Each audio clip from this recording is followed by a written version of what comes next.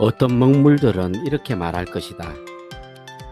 가난한 사람들이 부지런히 일하고 벌어야 하는 것은 사실이지만 빈곤의 원인을 결코 게으름에서만 찾을 수는 없다.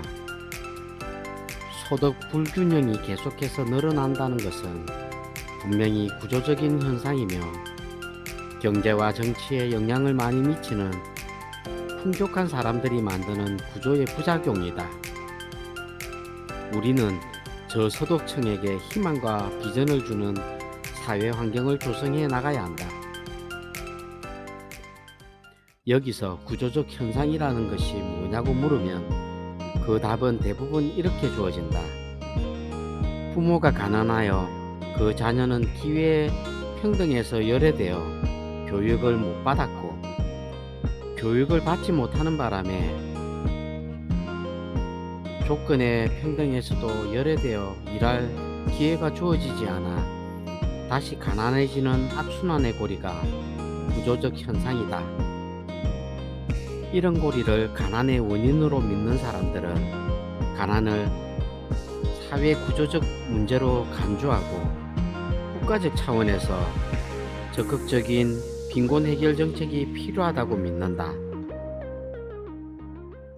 질문: 그렇다면 가난한 집에서 태어나 학교도 제대로 못 다녔지만 부자가 된 사람들은 뭐란 말인가? 모든 것이 운이었을까? 왜 수많은 부자들은 하나같이 찢어지게 가난한 환경을 훈장처럼 달고 다니는 것일까? 게다가 가난한 사람들의 부모 중 절반은 가난하지 않았다는 통계가 도처에 널려 있음을 잊지 말라.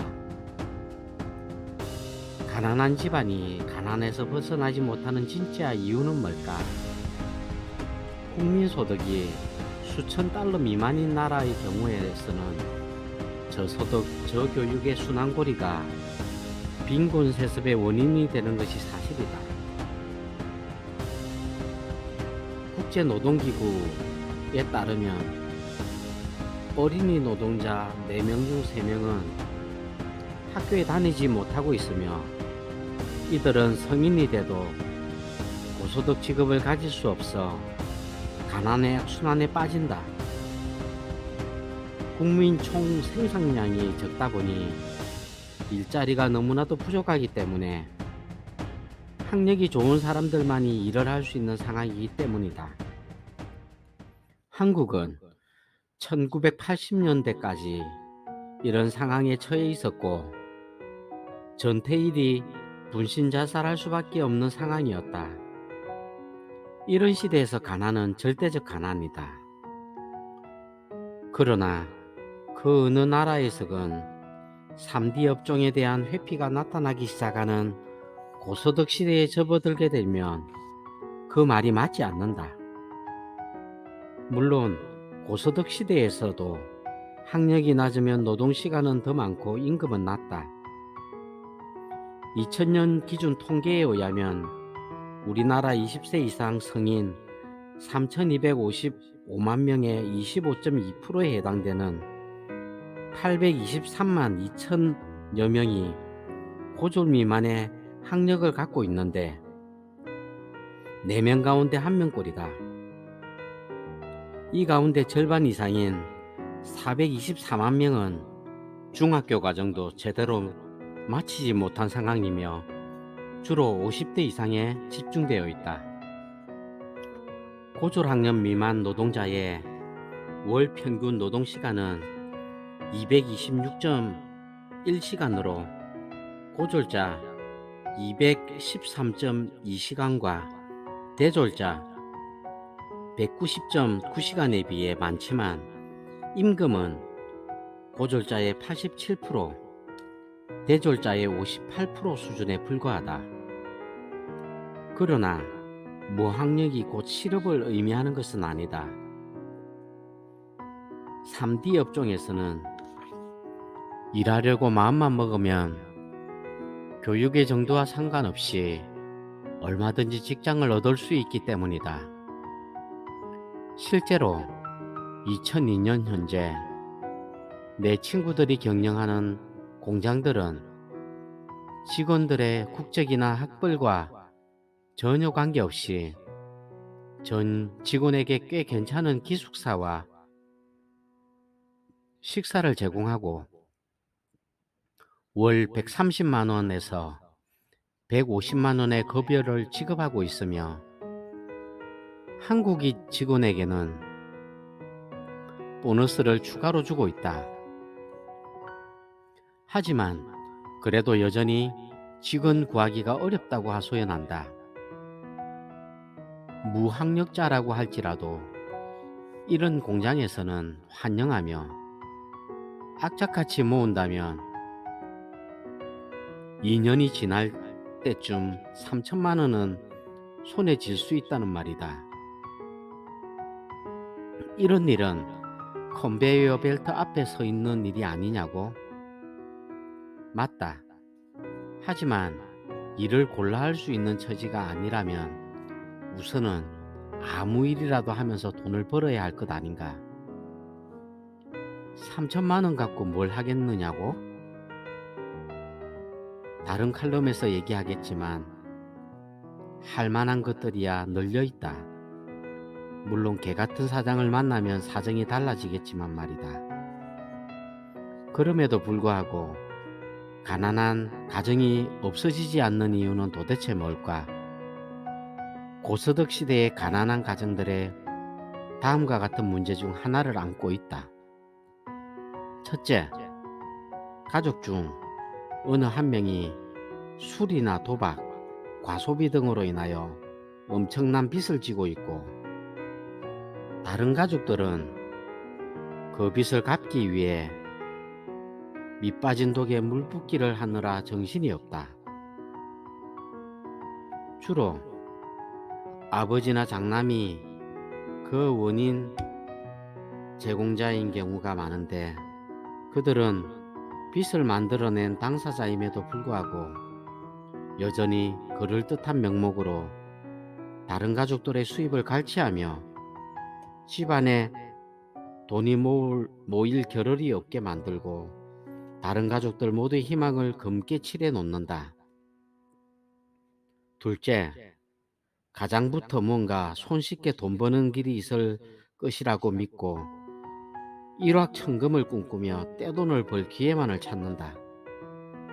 예컨대 아주 높은 이자 혹은 투자 수익을 준다는 사기꾼들의 유혹에 넘어가 있는 돈 없는 돈 다 긁어다 사기꾼에게 갖다 주지만 곧 그 돈 모두를 날리게 된다. 때로는 어떤 사업이나 장사가 돈을 아주 잘 번다는 말에 기가 솔깃해져서 돈을 박박 긁어 모아 시작하지만 준비 부족과 정신 자세 부족으로 인해 망하는 경우가 대단히 많다. 이렇게 해서 생긴 빚을 갚느라 온 가족의 허리가 휜다. 셋째, 예전에는 그럭저럭 살았으나 아버지가 사업에 실패하거나 또는 친구나 친척의 빚보정을 서주었다가 있는 재산 몽땅 다 말아먹는 바람에 재기할 힘을 잃어버린 경우이다. 가장은 탄식으로 세월을 보내면서 병에 걸리고 남은 가족들 중 일부는 과거 생활 수준으로 되돌아갈 수 없음에 절망하여 될 대로 되라는 식으로 사는 경우도 번번하다.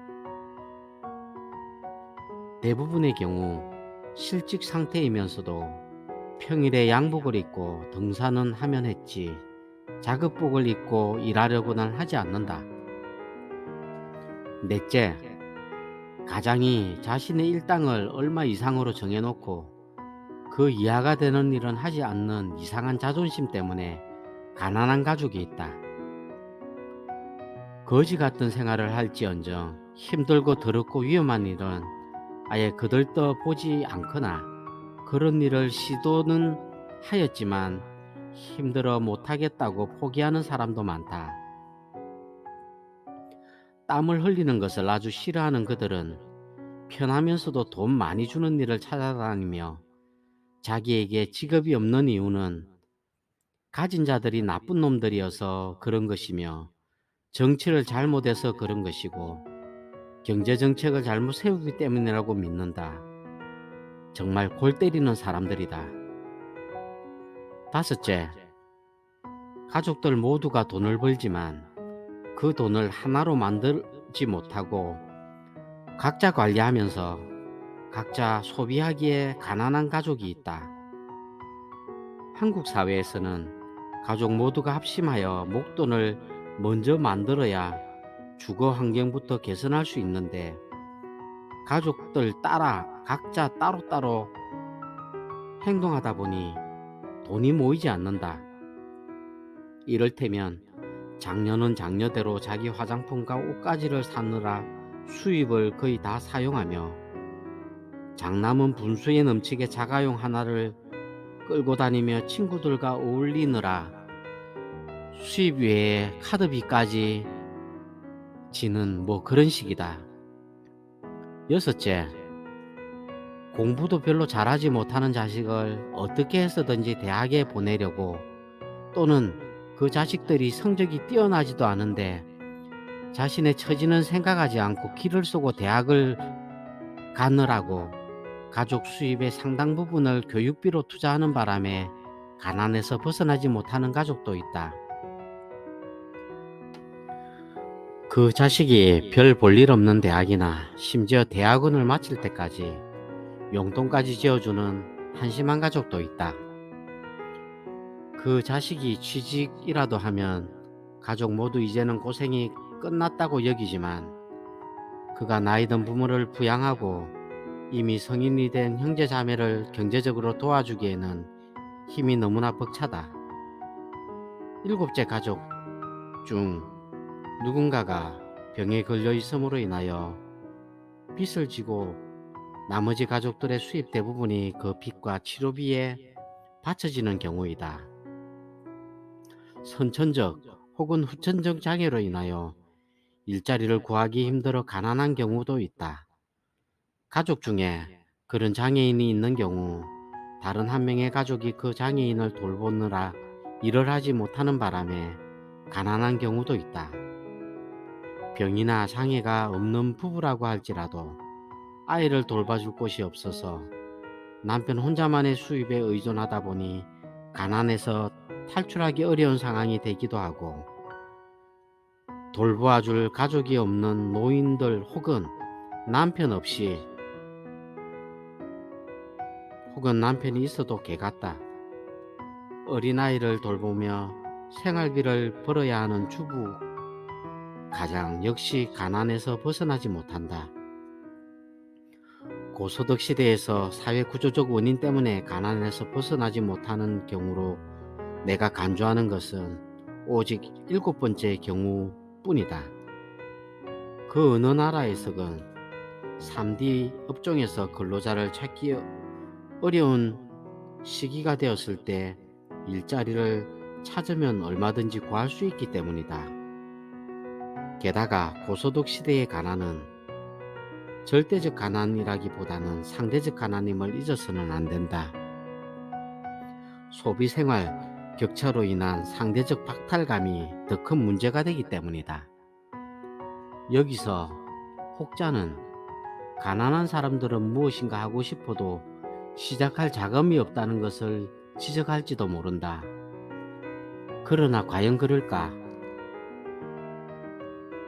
몇 년만 일을 악물고 일을 한다면 얼마든지 수천만 원을 모을 수 있음에도 불구하고 상대적 빈곤감 때문에 소비를 늘려서 돈이 쌓이지 않는 것은 왜 생각하지 않는다는 말인가? 게다가 땀 흘려 일하는 것을 싫어하는 태도에서 무슨 목돈 마련을 기대할 수 있다는 말이며 설령 목돈이 손에 쥐인다 할지라도 그런 사고방식을 가진 사람이 뭘 제대로 할 수나 있겠는가? 그런 사람들은 빈민들에게는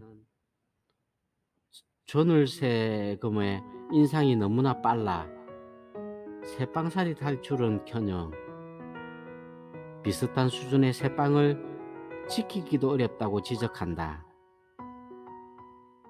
내가 지시하는 대안은 대단히 살벌하다. 가족 중 누군가가 빚을 지고 있다면 특히 그 빚이 이른바 사업하다가 지게 된 것이건 도박으로 지게 된 것이건 병원비가 아닌 한은 절대 갚아주지 마라. 가족이 빚쟁이에게 맞아 죽는다 할지라도 그대로 죽게 내버려 두어라. 절대 일확천금은 꿈꾸지 마라. 남들이 하기 끄려하는 일에 기회가 있음을 명심해라. 체면 따위는 던져버리고 남들 사는 모습과 자신을 비교하지 말라. 당신이 일을 하는 모습을 본 사람들이 당신을 또다시 찾도록 열심히 일해라. 그게 장사와 사업의 성공 비결임을 잊지 말아라. 전쟁 피난민처럼 살면서 전략하고 또 전략하라. 가족 모두의 수입을 합치고 이자를 은행보다 2, 3% 더 주는 곳에 저축하라. 이자를 상당히 많이 준다는 곳들은 모두 사기꾼임을 명심해라. 친척이든 친구든 간에 그 누구에게도 돈을 절대 빌려주지 말고 당신 가족이 혹은 당신이 돈을 얼마 모았다는 소리는 그 누구에게도 절대 하지 마라. 인류대에 갈 실력이 안 되는 자녀에게는 교육비를 절대 투자하지 말라. 그리고 소주 한 잔도 마시지 말고 돈을 모으고 또 모아라. 가난한 젊은이에게 주는 대안 역시 마찬가지이다. 땡전 한 묻 없다면 침식을 제공하는 공장 같은 곳에 들어가 2, 3년 있으면서 돈을 아귀처럼 모아라. 외출도 하지 말라. 시간이 남으면 책을 읽어라. 연애는 꿈도 꾸지 말라. 외로우면 자위나 해라. 그 누구에게도 돈을 빌려주지 말라. 집안에 무슨 일이 있건 간에 죽을 병이 아니라면 신경 꺼라. 하지만 내가 대안을 제시하지 못하는 경우가 있다. 질병이나 장애가 있는 경우, 부부가 맞벌이를 해야 하는 처지이지만 아이를 돌봐줄 사람이 없는 경우, 혼자 사는 노인들, 오롯이 혼자서 일하고 아이까지 양육해야 하는 경우 등이다.